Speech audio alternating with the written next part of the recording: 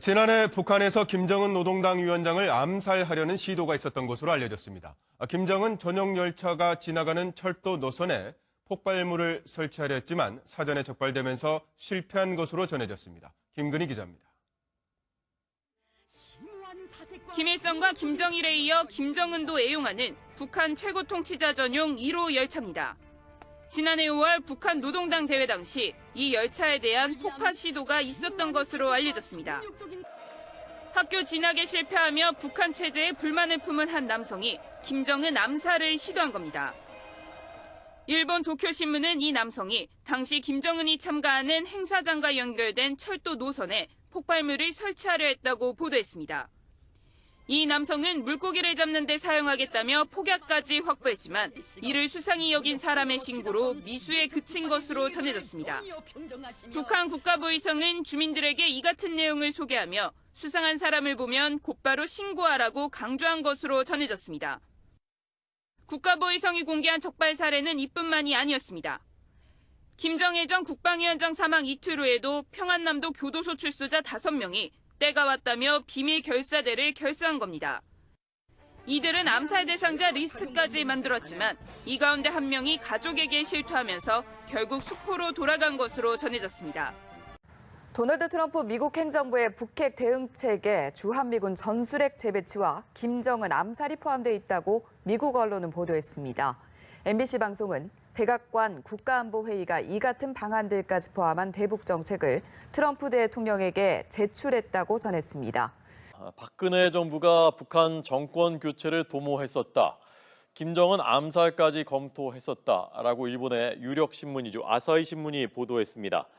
2015년 말에 박근혜 정부가 김정은을 지도자에서 끌어내리기 위한 기획을 했고 남북 당국자 회담이 결렬된 뒤에 박근혜 전 대통령이 북한 지도자 교체를 목표로 하는 서류에 서명을 했다라고 보도했습니다. 국정원이 주도해서 이런 계획을 만들었고 내용은 자세하게 알려지지 않았지만 김정은 망명, 암살 등의 계획이 포함됐던 것 같다고 아사히 신문은 추정했습니다. 박근혜 정부의 대북 정책에 정통한 소식통을 인용해서 이렇게 보도했습니다. 이 소식통이 이렇게 말했다고 합니다. 이런 계획이 알려지면 무력 충돌로 이어질 수 있다고 보고 한국 정부가 세심한 주의를 기울였다는 것입니다.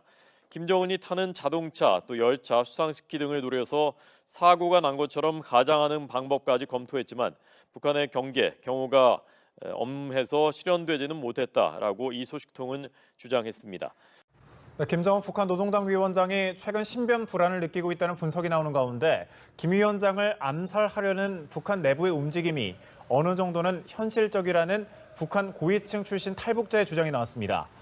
미국 CNN 방송은 탈북자 출신인 강명도 경기대 초빙 교수의 인터뷰 내용을 방송했습니다. 강성산 전 북한 정무원 총리의 사위이자 1994년에 탈북한 강 교수는 최근 접촉한 북한 고위층 인물로부터 그런 말을 들었다며 누군가가 자신의 목숨을 지키기 위해 김정은을 암살하겠다고 나설 가능성이 충분히 있다고 말했습니다. 예, 오늘의 북한 소식. 우리나라로 망명하신 최고위급 인사 중에 한 분이시죠. 국가정보원사나 국가안보전략연구원 고영환 부원장과 알아보겠습니다. 어서 오십시오. 안녕하십니까. 김정은이가 요새 말이에요. 막 열흘 넘게 뭐 잠적하고 막 이러는데 네. 이게 김정은이가 좀 최근에 알려진 소식에 따르면 호위 병력이 12만 명이라며요. 예? 네. 12만 명. 네.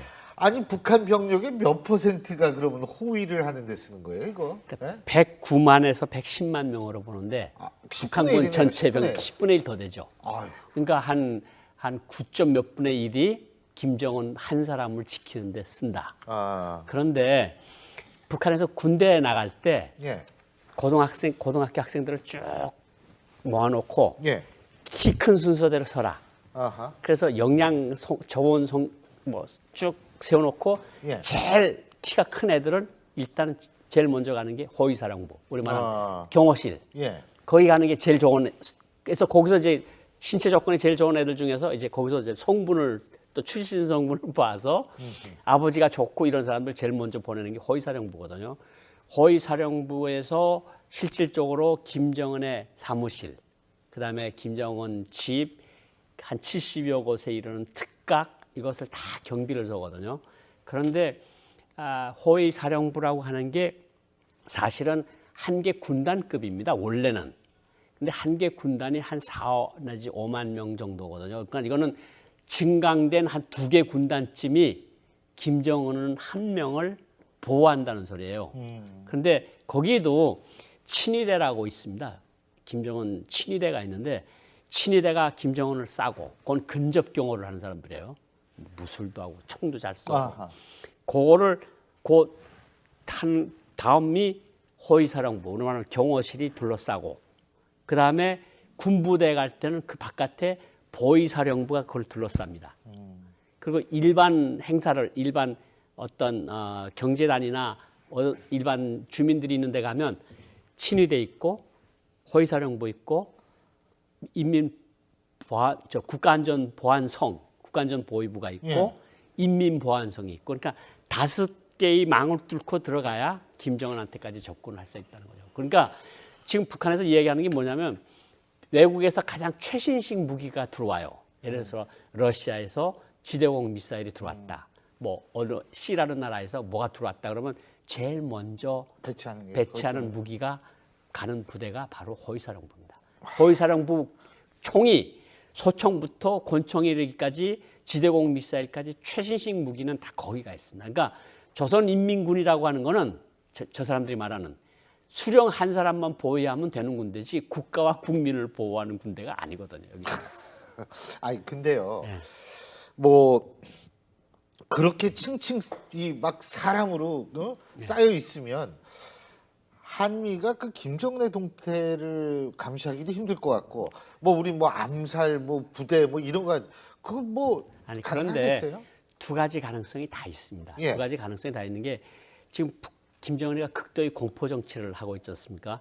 근데 공포 정치를 하는데 공포 정치라는 걸 사람들이 납작 엎드리게 하는 데는 그 이상 더 좋은 게 없습니다. 말 안 들으면 쏘면 예.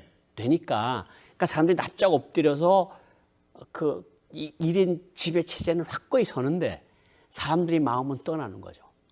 그러니까 우리가 제일 가능성이 높다고 생각하는 것 중에 가장 그런 게 가장 최측근. 이 사람들이 둘러싸고 있는 바깥에서 들어가는 사람들보다 이 안에서 일어날 가능성이 제일 크다. 아 그렇군요. 항상 그래요. 근데 사실 12만 명이면 그거 다 일일이 못 걸러요. 그렇죠. 그렇잖아요. 너무 많으니까. 그리고 그 안에 핵심에 국가안전보위부장이든 보위사령관이든 네. 호위사령관이든 이 사람들이 머리가 돌지 말라는 법은 없는 거거든요.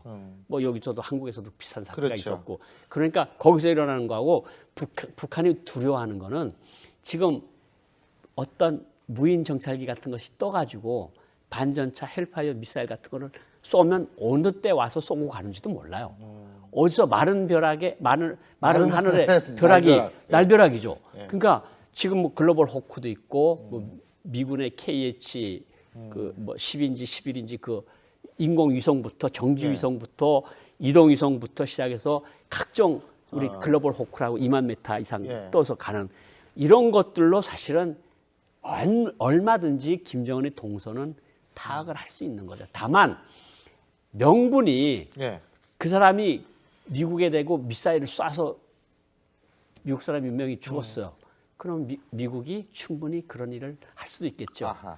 그런데 이제 어쨌든 참 12만 명이 수고하네요. 수고하죠. 예. 예, 한 사람을 위해서. 자, 그러면 말이에요. 여기에서 조금 얘기를 돌려서요. 그 최근 북한 방송에서 우리나라에 대한 이상한 내용 방송하고 있다고 하는데요. 예. 재밌습니다. 예. 직접 모습 보시고 계속 얘기 나눠보죠.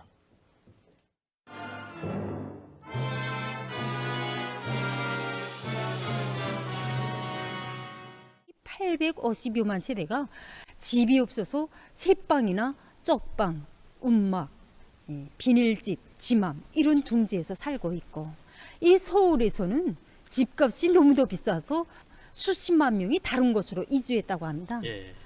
청년 실업률 문제만 놓고 봐도 역대 최고인 34.2%로서 사상 최악에 이르고 있습니다.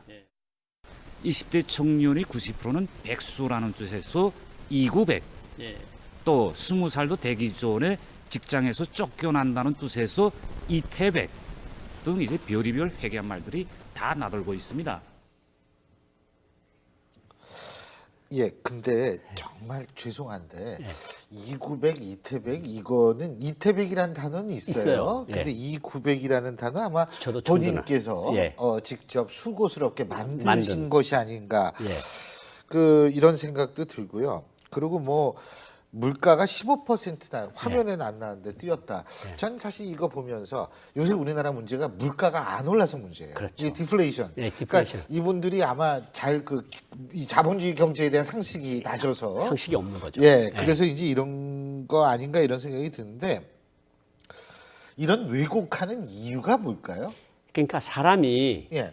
계속해서 저런 것을 반복해서 계속 내보내면 다른 소식도 들었던 것들이 예. 실제로 850만 명이 움막에서 사나? 아, 와본 건 아니잖아요. 예.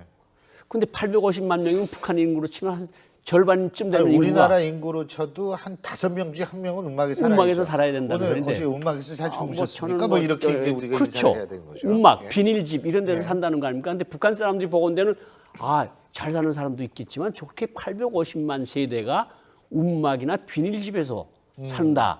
이런 거가 정말 우리 같으면 터무니없는 소리인데 북한에서는 저걸 아침에 한 번 하고 동사무소에서 강연 한 번 하고 또 텔레비전으로 내보내고 그러면 저게 사실인가 보다. 이게 그래서 프로파간다가 위험한 거거든요.